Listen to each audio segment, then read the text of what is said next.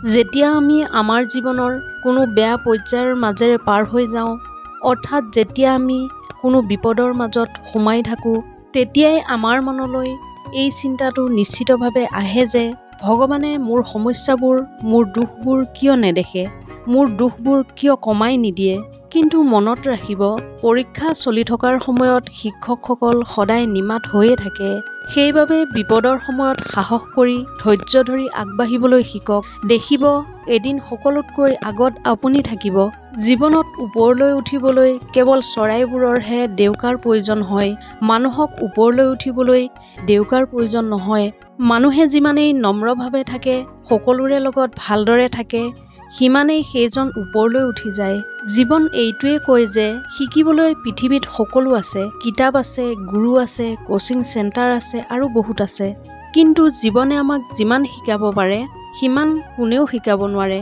বা এইটোও ক'ব পাৰি যে মানুহে যিমান জীৱনৰ পৰা শিকিব পাৰে, আন কোনো ফালৰ পৰাই সিমান শিকিব নোৱাৰে। জীৱনে কয় যে এজন ব্যক্তিয়ে বহুত কিবা কিবি বিচাৰে, বহুত বস্তু পায় আৰু বহুত হেৰুৱাই পেলায়। এতিয়া তেওঁ হেৰুৱাই পেলোৱাখিনিৰ বাবে বা বিচৰাখিনি নোপোৱাৰ বাবে নিজকে দায়ী বুলি গণ্য নকৰে। তাৰ পৰিৱৰ্তে তেওঁ আনক আৰু ভাগ্যক দোষাৰোপ কৰে। কিন্তু আচল কথাটো হ'ল, শক্তি, সংযম আৰু প্ৰতিভাৰ অভাৱত তেওঁ বিচৰাটো নেপালে। জীৱনে কয় যে ইতিবাচক বা পজিটিভ হোৱাৰ অভ্যাসটোৱে হৈছে এটা সুখী আৰু অৰ্থপূৰ্ণ জীৱনৰ ভিত্তি। ইতিবাচক বা পজিটিভ হৈ থকা এঘণ্টাৰ বাবে নহয় বা এদিনৰ কাম নহয়। ইয়াক আপোনাৰ দৈনন্দিন ৰুটিনৰ অবিচ্ছেদ্য অংগ কৰি তোলক। ইয়াক অনুসৰণ কৰক, কাৰণ যেতিয়া যিকোনো চিন্তা ৰুটিনৰ অংশ হৈ পৰে, তেতিয়া সেই চিন্তা বা চিন্তাবোৰ নিজেই জীৱন হৈ পৰে। ভাল চিন্তাবোৰে আপোনাক সফল হোৱাত সহায় কৰে আৰু বেয়া চিন্তাই আমাক খুলি খাবলৈ আৰম্ভ কৰে। জীৱনে কয় যে সংগই মানুহৰ জীৱনত বহুত প্ৰভাৱ পেলায়। এইটো কোৱা হয় যে যদি আপুনি কাৰোবাৰ বিষয়ে জানিব বিচাৰে, তেন্তে প্ৰথমে তেওঁৰ বন্ধুসকলক লগ কৰা উচিত। যিসকলৰ লগত তেওঁ মিলা মিছা আছে, তেওঁলোকক দেখা কৰা উচিত।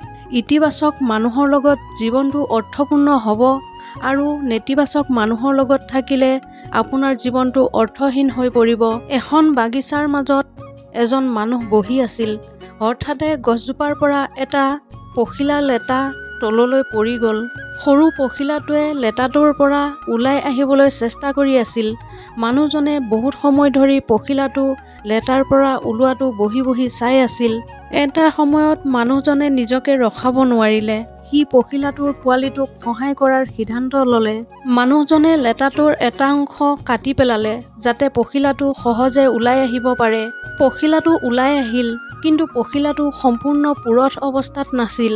তাৰ এখন পাখিৰ বিকাশ নোহোৱাকৈ ওলাই আহিল। এতিয়া পখিলাটো কেতিয়াও উৰিব নোৱাৰিব। আচলতে সেই ব্যক্তিজনে সংগ্ৰামো জীৱনৰ এটা গুৰুত্বপূৰ্ণ প্ৰক্ৰিয়া বুলি ভবাই নাছিল। তেওঁ পখিলাটোক সহায় কৰি তাৰ সংগ্ৰামখন শেষ কৰি পেলালে আৰু তেনে কৰি তেওঁ চিৰদিনৰ বাবে পখিলাটোৰ জীৱনটো ধ্বংস কৰি পেলালে। সংগ্ৰামে আমাৰ শক্তি বৃদ্ধি কৰে। আমাৰ ল'ৰা-ছোৱালীবোৰো পখিলাৰ দৰে। আপুনি মাত্ৰ তেওঁলোকৰ জীৱনত অহা সংগ্ৰামবোৰ দেখিছে, কিন্তু সেই সংগ্ৰামবোৰ সম্পূৰ্ণ শেষ নকৰিব, নহ'লে ই আমাৰ সন্তানৰ সংগ্ৰামৰ ক্ষমতা শেষ কৰি পেলাব। সন্তানটোৰ কেতিয়াও সম্পূৰ্ণ বিকাশ নহ'ব। বহুত লোকে অসফল হ'লে বা পৰাজিত হ'লে নিজৰ ভাগ্যক গালি পাৰে আৰু চৌপাশৰ সফল মানুহবোৰক লগ পালে প্ৰায়ে ভাবে যে তেওঁলোকৰ ভাগ্য বহুত ভাল। সেইবাবে এই মানুহবোৰ নিজৰ ক্ষেত্ৰত এজন সফল ব্যক্তি। কিন্তু এইটো সঁচাকৈ বাস্তৱ নেকি? আচলতে আমি যেতিয়া আমাৰ জীৱনৰ যিকোনো লক্ষ্যত উপনীত হ'বলৈ কঠোৰ পৰিশ্ৰম কৰোঁ, তেতিয়া আমাৰ চিন্তাবোৰো ইতিবাচক হৈ পৰে আৰু আমাৰ সকলো কাম আৰু প্ৰচেষ্টাও ইতিবাচক হৈ পৰে। এনে পৰিস্থিতিত আমাৰ জীৱনত যিমানেই সংকট নাহক কিয়, আমি সেইবোৰলৈ ভয় নকৰোঁ আৰু আমাৰ কঠোৰ পৰিশ্ৰম অব্যাহত ৰাখোঁ, আৰু তাৰ ফলত আমি আমাৰ কেৰিয়াৰৰ লক্ষ্য বা আন লক্ষ্যত উপনীত হোৱাত সফল হৈ পৰোঁ আৰু তাৰ পিছত আমাৰ ভাগ্যইও আমাক সহায় কৰে। গতিকে যেতিয়াই কোনো সফল ব্যক্তিক লগ পাব, তেতিয়াই মনত ৰাখিব যে সেই ব্যক্তিজনে বহুত কষ্ট কৰি সফলতা লাভ কৰিছে। ভাগ্যৰ পৰা সহায় একেবাৰে নগণ্য। কষ্ট নকৰিলে ভাগ্যৰ উদয় কেতিয়াও নহয়।